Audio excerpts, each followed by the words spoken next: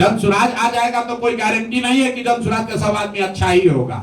अगर जनसुराज का आदमी भी आता है, उसके भी मन में ये डर होना चाहिए कि अगर हम जनता का काम नहीं करेंगे, जनता हमको हटा देगी, तभी बिहार की तरक्की होगी। हमने आगे बढ़कर कहा कि अगर जनसुराज से भी किसी गलत व्यक्ति को टिकट मिल जाए, उसको भी आप लोग वोट मत दीजिए। हर हालत में बिहार में अच्छे आदमी जीतने चाहिए, अच्छे नेता जीतना चाहिए। जनसुराज जीते या न जीते, जिस दल से भी अच्छा आदमी खड़ा है उसकी आप लोग मदद कीजिए, उसको जिताइए। जनसुराज से अगर अच्छा कैंडिडेट नहीं है तो उसको भी हराइए। ये ताकत सिर्फ जनसुराज की है। हम ही लोग ये बात कह रहे हैं कि अगर जनसुराज का कैंडिडेट अच्छा नहीं है, उससे बढ़िया कोई आदमी खड़ा है, आप लोग उसको वोट दीजिए। हर हालत में बिहार जीतना चाहिए। जनसुराज जीते या न जीते, बिहार जीतना चाहिए। और बिहार तब जीतेगा जब आप और हम अच्छे प्रतिनिधियों का चुनाव करेंगे। हैं? क्या? आप कहते हैं तेजस्वी यादव नौवीं फेल है, तो मुख्यमंत्री बनने की तारीफ। दूसरी बात मैंने नहीं कही, ये आपका शब्द है। कुछ बुद्धिजीवियों से मेरी बात हुई, उन्होंने कहा कि विधानसभा में विधि का निर्माण होता है, वहाँ किसी IAS, IPS, किसी कलाकार, इंजीनियर, यूट्यूबर की जरूरत नहीं है, वहाँ विधि ग्रेजुएट लोगों की जरूरत है। बेहतर विधि का निर्माण होता है। देखिए ऐसा है, आप तो पहले इस बात को समझ ही नहीं रहे हैं कि 9वां पास होने और नहीं होने की बात क्यों कही जा रही है। मैं रोज कहता हूँ कि फॉर्मल एजुकेशन और डिग्री से आदमी बुद्धिमान नहीं होता है। बहुत पढ़ा लिखा व्यक्ति भी बेवकूफ हो सकता है और बहुत कम पढ़े लिखे व्यक्ति भी समझदार हो सकते हैं। हम लोग गांव देहात में सुनते हैं, हम लोग कहते हैं हमारी दादी पढ़ी लिखी नहीं थी लेकिन बहुत समझदार थी। हम लोग ये भी कहते हैं, सुनते हैं कि हमारा लड़का बहुत पढ़ा लिखा है लेकिन उसकी समझदारी अभी नहीं डेवलप हुई है। फिर हम तेजस्वी यादव की बात क्यों करते हैं 9वीं फेल की? वो इसलिए कहते हैं कि आप ये समझिए कि कई बार परिस्थितिवश, आर्थिक सामाजिक स्थिति की वजह से आपको या आपके पूर्वजों को पढ़ने का अवसर नहीं मिला।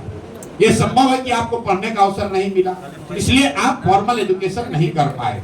लेकिन आप जब मुख्यमंत्री के लड़के हैं, माँ बाप दोनों मुख्यमंत्री हैं, आपका एडमिशन किसी बैरिया और लौरिया के सरकारी स्कूल में नहीं, दिल्ली के RK पुरम में पैसा देकर लालू जी ने अपने बच्चे का एडमिशन कराया और वहां से आप 9वीं पास नहीं कर सके, तो ये दिखाता है कि आप विद्यार्थी के तौर पर कितने सजग थे। कुछ लोगों का ये कहना है, तेजस्वी जी ने ये कहा कि भाई हम तो क्रिकेट खेलते थे, तो चलिए उन्हीं की बात मान लीजिए। हालांकि लालू जी ने खुद कहा, लोकसभा में कहा, जाकर देख लीजिए कि हम तो सोचते थे कि हमारा लड़का क्रिकेट खेलता है, वो तो तौली लेके दौड़ रहा है, पानी लेके दौड़ रहा है। लेकिन तेजस्वी जी की बात मानिए कि वो बहुत बड़े क्रिकेटर थे, तो भाई क्रिकेट खेलना भी आपने 20 वर्ष पहले छोड़ दिया, उसके बाद पढ़ाई क्यों नहीं की? आप और हम गांव में जाते हैं, हमको महिलाएं आपको भी मिली होंगी, मैं पूछता हूँ दीदी कितना पढ़े हैं, तो महिला बताती है कि हमने ग्रेजुएट किया है। मैं अगर आप पूछिएगा कि ग्रेजुएशन कैसे किए, तो बताएगी कि भैया ऐसा है ना, हमारे बाबूजी खाली 8वीं तक पढ़ाए, क्योंकि हमारे गांव में माध्यमिक विद्यालय नहीं था, लेकिन शादी होने के बाद मेरे पति ने मुझे पढ़ाया, फिर मैंने मैट्रिक किया, लेकिन फिर बाल बच्चा हो गया ना, तो हमारा पढ़ाई छूट गया। फिर 10 वर्ष जब बाल बच्चा बड़ा हुआ तो कॉरेस्पॉन्डेंस में भैया हमने नाम लिखाया, क्योंकि हमारे मन में था कि हमको ग्रेजुएट करना है। ये क्या दिखाता है? ये उस महिला का शिक्षा के प्रति सम्मान दिखाता है। ये दिखाता है कि वो जानती है कि बिना सरस्वती के कृपा के जीवन में कुछ हासिल नहीं हो सकता है। और जब आप 9वीं फेल हैं, बाप और माँ आपके मुख्यमंत्री हैं, और आपने जीवन में पढ़ने का प्रयास नहीं किया, ये दिखाता है कि शिक्षा के प्रति आपकी सोच क्या है, आपका नजरिया क्या है।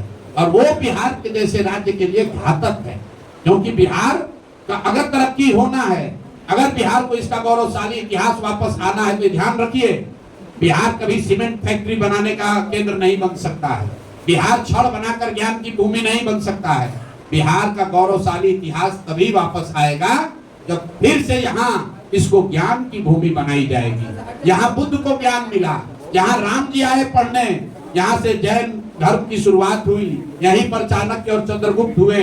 ये सब ज्ञान के द्योतक हैं। यहाँ हम लोग नालंदा विश्वविद्यालय की बात करते हैं, हम लोग विक्रमशिला की बात करते हैं। हम लोग ये नहीं कहते हैं कि हम लोग का बिहार का बहुत गौरव था, यहाँ सीमेंट बनाने का फैक्ट्री था। सीमेंट और चीनी का फैक्ट्री भी लगेगा, लेकिन बिहार का असली गौरव तब हासिल होगा जब बिहार को फिर से ज्ञान की भूमि बनाई जाएगी। हर गांव में देश का सबसे अच्छा विद्यालय बने, यहाँ पर देश के सबसे अच्छे यूनिवर्सिटी बने, मेडिकल कॉलेज बने, इंजीनियरिंग कॉलेज बने। ये हम लोग का सपना है। इसलिए हम लोग कहते हैं कि कोई 9वीं फेल आदमी जिसका शिक्षा के प्रति कोई नजरिया नहीं है, कोई सम्मान नहीं है, वो बिहार का भला नहीं कर सकता है।